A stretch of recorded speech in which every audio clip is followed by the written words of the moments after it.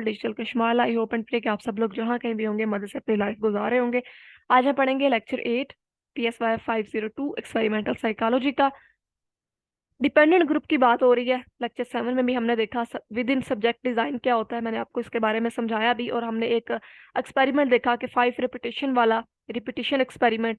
अब उसमें क्या चीजें आ रही हैं कि वो कह रहे हैं कि as the number of treatment increase, जैसे नंबर ऑफ ट्रीटमेंट के नंबर इंक्रीज होगा तो नंबर ऑफ आर्डर्स भी बढ़ते जाएंगे।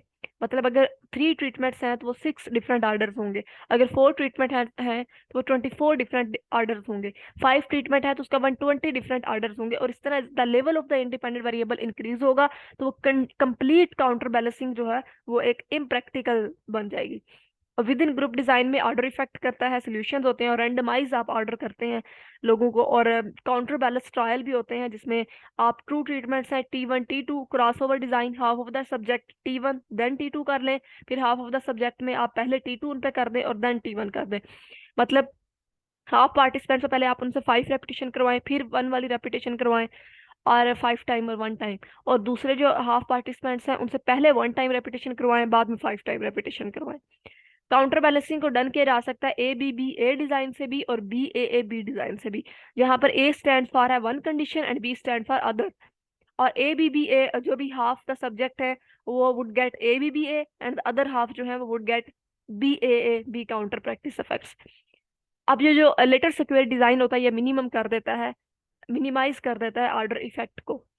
मैच्ड ग्रुप, मैच्ड ग्रुप में क्या होता है कि match set of participants are assigned in such a way that one member of each match set is randomly assigned to each treatment condition in group।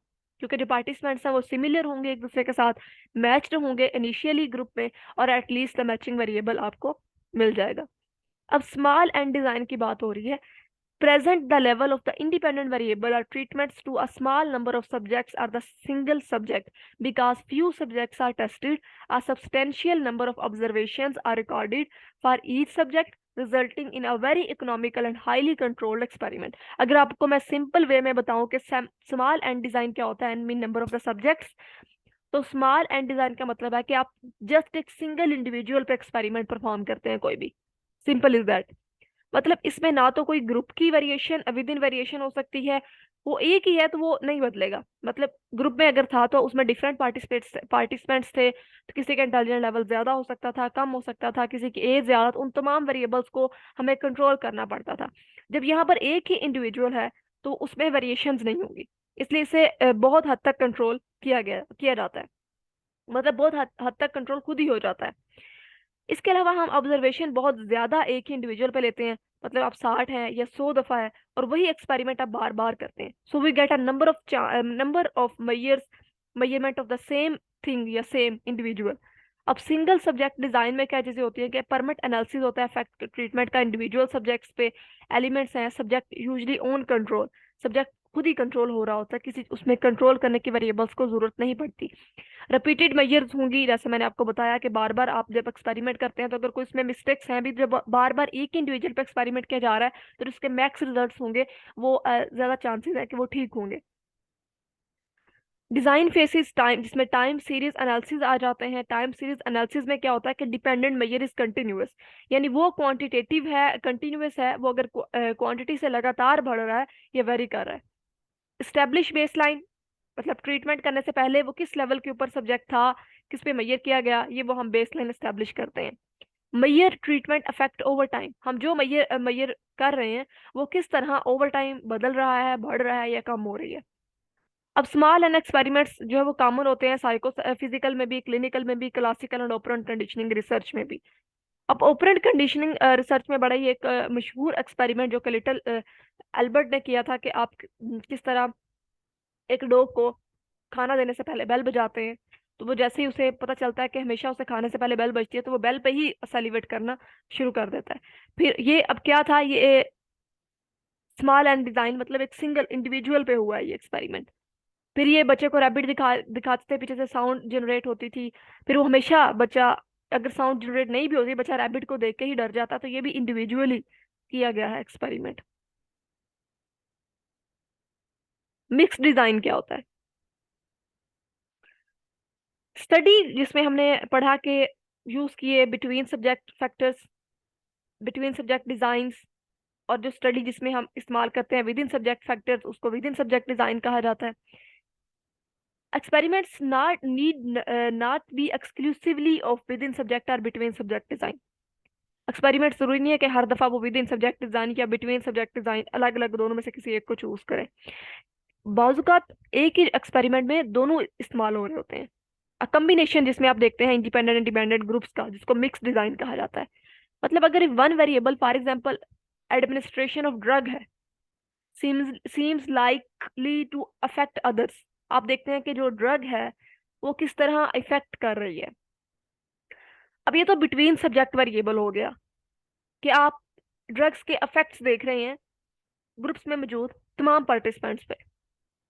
लेकिन इसमें अब विद इन सब्जेक्ट्स क्या है कि जो उसके अंदर ग्रुप्स के अंदर मौजूद पार्टिसिपेंट्स हैं, उन पार्टिसिपेंट्स की इंडिविजुअल हर किसी की अपनी हार्ट बीट होगी और हर किसी के अपने प्रीवियस ड्रग्स एक्सपीरियंसेस होंगे।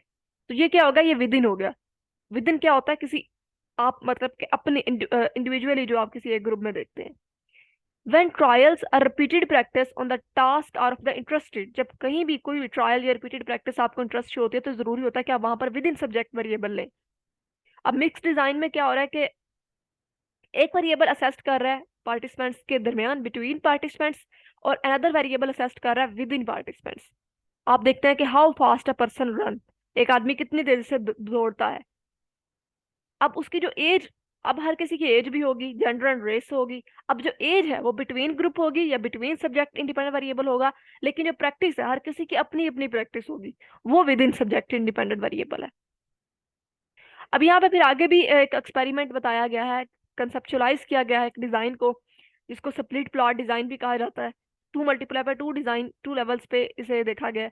अब यहाँ पर GRI बिफोर भी लिया गया, GRI आफ्टर भी लिया गया। अब जो इनका GRI लिया गया बिफोर एंड आफ्टर, ये तो बिटवीन सब्जेक्ट ग्रुप है ना, दोनों का अपना अपना लिया गया। अब लेकिन इनमें डिफरेंस जो अलग है वो ये कि एक पंजाब यूनिवर्सिटी है, एक जीसी यूनिवर्सिटी है, ये विद इन सब्जेक्ट हो गया। कंट्रोल कंडीशंस क्या होती हैं? Many experiments contain in addition to independent variables some control groups होते हैं बिटवीन सब्जेक्ट डिजाइन में। अब जब बिटवीन सब्जेक्ट डिजाइन में टर्म यूज होगी वो होगी कंट्रोल ग्रुप की, और जो विद इन सब्जेक्ट डिजाइन के लिए यूज होता है वो कंट्रोल कंडीशन होता है। ये इंपॉर्टेंट MCQs भी है, ठीक है। इसकी एग्जांपल लिया कि 2 ग्रुप्स लिए। एक ग्रुप को स्टडी करने के लिए उस जगह पे बिठाया गया जहाँ बहुत ज्यादा शोर था, एक ग्रुप को वहां स्टडी करने के लिए बिठाया गया जहाँ शोर नहीं था। अब उनके स्टडी को, उनके रिजल्ट्स को कंपेयर किया गया। अब जो नाइस है वो इंडिपेंडेंट है वेरिएबल है, जो कि अफेक्ट कर रहा है, उनको अफेक्ट करेगा उस ग्रुप को जिसको शोर में बैठ के स्टडी करने का कहा गया है। अब कुछ इंपॉर्टेंट करेक्टरिस्टिक्स है कंट्रोल कंडीशंस की, वो क्या है कि ये बेसलाइन प्रोवाइड करती है जिसको आप वेरिएबल ऑफ इंटरेस्ट के लिए कंपेयर कर सकते हैं। समटाइम बेस्ट बेसलाइन जो होती है वो ट्रीटमेंट उस पर कोई नहीं होता, बेस्ट बेसलाइन रिक्वायर करती है कुछ ना कुछ एक्टिविटी। अब इसकी कुछ एग्जांपल्स भी हैं जो कि मेमोरी रिसर्च से ली गई हैं। अब सिंपल सा ही, अब सारा मुझे रिवाइज करना पड़ेगा, जो इंग्लिश लिखी हुई है पढ़ के ही समझ आ जाती है। A group of subject is required to learn, 2 groups हैं, उनको कहा गया कि आपने 2 डिफरेंट लिस्ट ऑफ वर्ड्स याद करनी है। अब लर्निंग वन लिस्ट, जो एक लिस्ट भी याद करनी है, ए लिस्ट भी बी लिस्ट भी। अब ए लिस्ट इंटरफेयर कर सकती है बी लिस्ट के साथ, और बी लिस्ट भी इंटरफेयर कर सकती है ए लिस्ट के साथ। लेकिन अब इसमें यह भी हो सकता है कि एक ग्रुप जिसको कहा गया कि आप ए लिस्ट याद करें, उन्होंने ए लिस्ट याद कर ली, फिर आप दूसरे ग्रुप में बी लिस्ट को जाके कह रहे हैं कि आप बी लिस्ट याद करें।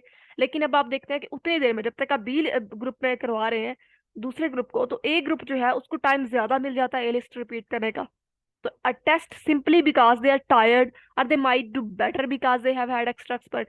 अब इसमें ये कहा जा रहा है, जो मैंने अभी लाइन बोली है, कि जब उन्होंने ए लिस्ट याद की तो वो फ्रेश थे, जब उन्हें बी लिस्ट याद करने का कहा गया तो वो मे बी टायर्ड हो गए हों, ये भी हो सकता है। या मे बी ये भी हो सकता है कि जब उन्होंने ए लिस्ट की उनकी प्रैक्टिस इतनी अच्छी होगी कि उन्हें बी लिस्ट याद करते हुए कोई फर्क ही नहीं पड़ा, ठीक है। या फिर but this would be poor control condition, जो कंट्रोल कंडीशन है वो पुअर है कि आपने सब्जेक्ट जो है वो प्रैक्टिस करें या रिहर्स कर लेते हैं लिस्ट ए को, जबकि आप किसी दूसरे बी लिस्ट पे काम कर रहे हो। अब इस बेसलाइन कंडीशन आपको अप्लाई करनी पड़ेगी प्रॉपरली इस कंट्रोल ग्रुप में, इस कंट्रोल करने के लिए इसको। अब उसमें ये हो सकता है कि जब आप बी लिस्ट पे एक्सपेरिमेंट कर रहे हैं तो आप ए वालों को कहेंगे कि उस वक्त तक वो ए को दोबारा रिपीट नहीं करेंगे, वो आप उन्हें कुछ और करने को कह देंगे, ठीक है, ताकि आप उस बेस लाइन कंडीशन अप्लाई करते हुए उसको कंट्रोल कर सकें। अब मैनी टाइप ऑफ एक्सपेरिमेंट्स जो होते हैं वो रिक्वायर होते हैं वन बेस लाइन उनके लिए, जिसमें सर्जिकल या इंजेक्शन ट्रोमास में भी बेस लाइन नीडेड होती है कंट्रोल करने के लिए।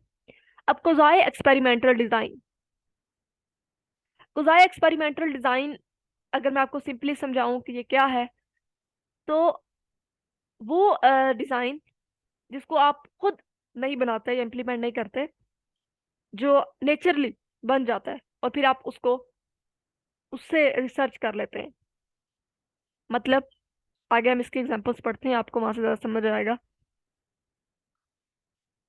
अब pre test post test one group, जिसमें कोजाई एक्सपेरिमेंटल होता है, एक सेट को मेजर किया जाता है पहले भी बाद में भी, इसके हमने पिछले लेक्चर में पढ़ा।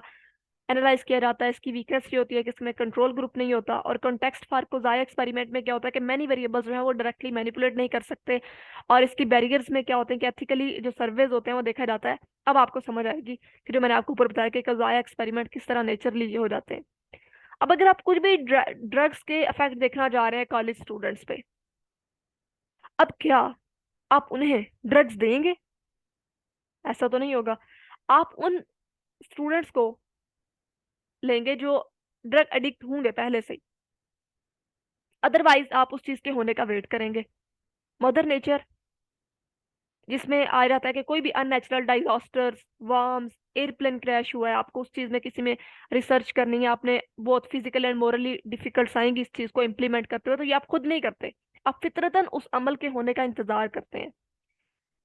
अब यहाँ पर क्वेश्चन ये होता है कि can we do experiments that concern these phenomena? After all, such variables and others like them are fascinating and may play an important part in human experiences. मतलब इन सब चीजों, ये चीजें जरूरी तो बहुत है इन सब चीजों को स्टडी करना ह्यूमन एक्सपीरियंसेस में, लेकिन चीजों को आप खुद इंप्लीमेंट तो नहीं कर सकते, ठीक है। अब इसके एडवांटेज क्या होते हैं कोजाई एक्सपेरिमेंट के, कि नेचरली एकरिंग होते हैं, most of which have high degree होता है इंटरेस्टिंग इंटरेस्ट का, इंपॉर्टेंट प्रैक्टिकल इंप्लीकेशंस होती हैं, ऑब्जर्वेशनल कोरिलेशन प्रोसीजर्स होते हैं, इन्हें कंबाइन करके पावर ऑफ द एक्सपेरिमेंटेशन के साथ स्टडी किया जाता है। और वीकनेस क्या है, इसमें आपका कंट्रोल बहुत कम होता है, और आप कॉजेशन कांट बी असरटेन, आप कॉज एंड इफेक्ट रिलेशन नहीं कर सकते, can't manipulate one factor keep other constant. अगर हाई आईक्यू सब्जेक्ट परफॉर्म कर रहा है some task better than the low IQ subject, we can't say that IQ produced और cause the difference, हम ये भी नहीं कह सकते। अब टॉपिक 37 में बात हो रही है, वही हम स्टडी करेंगे कज़ाई कज़ाई एक्सपेरिमेंट को ही। We can't safely attribute difference behaviours को, हम नहीं उसमें डिफरेंस कर सकते, और हम ये कह सकते हैं कि वेरिएबल्स आपस में रिलेट तो करते हैं, लेकिन हम ये नहीं कह सकते कि वेरिएबल कॉज इफेक्ट प्रोड्यूस कर रहे हैं, क्योंकि हम खुद तो उसको इम्प्लीमेंट कर ही नहीं रहे। अब इसमें एक एग्जांपल सिजोफ्रेनिया की भी दी हुई है, कि एक ग्रुप जो कि सिजोफ्रेनिया का पीपल जो है सफर है, दूसरा नहीं है, दोनों को देखेंगे कौन ज्यादा अच्छा परफॉर्म करता है, तो सिजोफ्रेनिया वाले जो लोग हैं वो प्योरली पुअरली परफॉर्म करेंगे देन नॉर्मली। अब कंसिडरेशन इन कोजाई एक्सपेरिमेंट में मैचिंग जो है वो एक यूजफुल टूल है। सेंजरिज्म यहाँ पर एक टर्म यूज हो रही है, जिसको लेस्टर ब्राजल्टन ने 1982 में न्यूनेटल बिहेवियर्स, जो न्यू बोर्न बेबीज होते हैं उनके बिहेवियर्स पर स्टडी किया था। Regression to the mean refers the fact that when a subgroup with extreme scores is taken from a larger group and retested, members will tend to score nearer the mean of the whole group on the second test. अब इसकी example क्या आती है nature occurring phenomena में, कि अगर Palestine, जिसके आपको हमें मतलब हालात से हम वाकिफ हैं, वहां कोई ना कोई बमबारी होती रहती है, वहां पर अगर लेबोरेटरी में एग्रेशन की आप स्टडी कर रहे हैं बिलीव्स ऑफ अरब एंड जू चिल्ड्रंस पर, अब वहां पर कोई भी बॉम्ब ब्लास्ट होता है, अब बॉम्ब ब्लास्ट होने से पहले आपने स्टडी कर ली हुई है, एग्रेशन नोट कर लिया हुआ स्टूडेंट्स का। अब देखें, बॉम्ब ब्लास्ट आप खुद तो नहीं करेंगे, वो नेचुरली होगा, ठीक है, तो वो इसलिए ये किसमें फॉल कर रहा है, कज़ाए में। अब जब हो गया है बम ब्लास्ट, उसके बाद आप स्कूल के बच्चों पर स्टडी करेंगे और आप ये खबरें चलेंगी कि ये इसराइलियों ने किया है और जो पैलेस्टीन पे किया गया है, तो वो उनके दरमियान जो स्टूडेंट्स होंगे उनमें एग्रेशन आएगा, वो चीज पर मतलब एक बहस होगी। अब आप ये भी स्टडी कर सकते हैं कि जो अर्थक्वेक सर्वाइवर्स होते हैं उसको उस पर स्टडी किया जा सकता है कि क्या उसके इफेक्ट्स हुए हैं। या वोटिंग में, अब वोट आप इलेक्शंस खुद तो नहीं हेल्ड करते ना, वो तो ऑटोमेटिकली होने होते हैं, लेकिन आप इलेक्शन से पहले भी उस बिहेवियर को जज कर लेते हैं, चेंजिंग्स को, और उनके बाद भी, और फिर आप उसमें रिजल्ट्स को कंपेयर कर लेते हैं। तो ये कज़ाये में आ गया, क्योंकि ये चीजें हैं जो नेचुरली हो रही हैं, आप उन्हें खुद इंप्लीमेंट नहीं कर रहे, लेकिन आप उनके रिजल्ट्स को नोट करते हैं। आगे एक लैब एक्सपेरिमेंट है सेल्फ एस्टीम का, बहुत इजी है, लेक्चर काफी लेंथी हो गया, आप इन्हें पढ़ेंगे तो समझ आ जाएगा, कुछ भी नहीं है इसमें। तो यहाँ पर खत्म होता है हमारा लेक्चर नंबर 8। आई होप कि आप लोगों को समझ आया होगा। कंसेप्ट क्लियर करवाने की तो मैंने कोशिश की है हमेशा की तरह। मेरी रिक्वेस्ट है आप लोगों से कि प्लीज मेरे चैनल को सब्सक्राइब करें, बड़ी मेहनत से आप लोगों के लिए लेक्चर रिकॉर्ड किए जाते हैं। लाइक करें, शेयर करें, और अपना बहुत सारा ख्याल रखें, मुझे दुआ में याद रखें। मिलते हैं इंशाल्लाह नेक्स्ट किसी नए लेक्चर में। अपना ख्याल रखिएगा। खुदा हाफिज।